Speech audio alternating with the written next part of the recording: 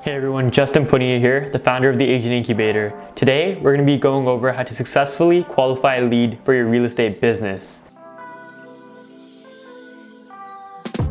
Now, before we get started, if you find this video informative or helpful in any way, please leave a like or subscribe, or you can book your discovery call personally with me using the link below. I have new videos coming out every week with various tips for real estate professionals to get results in their business. These tips are also responsible for my students being able to reach unparalleled results with their businesses. With that being said, let's start by successfully qualifying a real estate lead. By asking these certain questions in your qualification process, this is going to save you hours of frustration as well as wasted time and will potentially allow you to land book meetings with your ideal clients. Alright, so starting with number one, is your lead working with a real estate agent? Now this should be self-explanatory.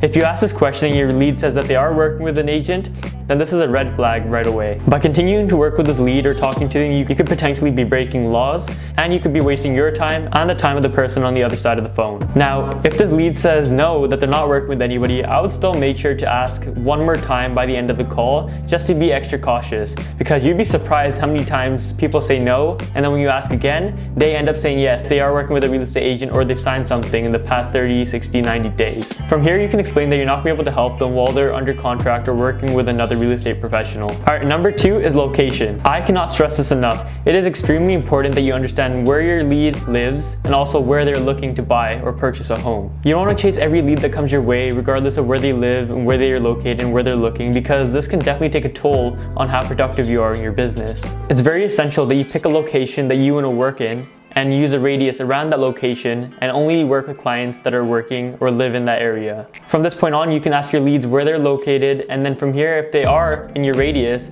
then this is a check mark right away on your qualification process. You should also make sure to understand where your prospect is interested in purchasing a home, because once again, you don't want to be driving hours going one way and the other, trying to just get them to a showing, because this is going to take so much time out of your day, whereas you could spend this time in a better part of your business. If your client is unsure about where they're interested in purchasing a home, then help them understand what location might be suitable for their needs. This is going to help you establish yourself as an expert as well as make sure that your lead is ready and prepared to go forward. Number three is motivation. Why is your client moving in the first place? Do they have a growing family and need more space? Or is there a financial burden that exists in which they need to find something more cost appropriate? Are they first-time buyers, renting, and so on? These are the type of questions that you need to get answers for. Once you understand what your potential client's motivation is, this is going to allow you to understand where to distribute your time and also if it's worth spending your time on. This is also going to tell you the timeline that this prospect has in mind and the type of property that they might be interested in. Number four is budget. Now this one is huge. Knowing exactly what type of budget your client is interested in and what they're capable of spending, this is going to help you find properties that are actually suited towards their interest. And also what type of homes you should spend your time trying to find for them. Because you don't want to spend your time finding something too expensive or too low if it's not suitable for their interest.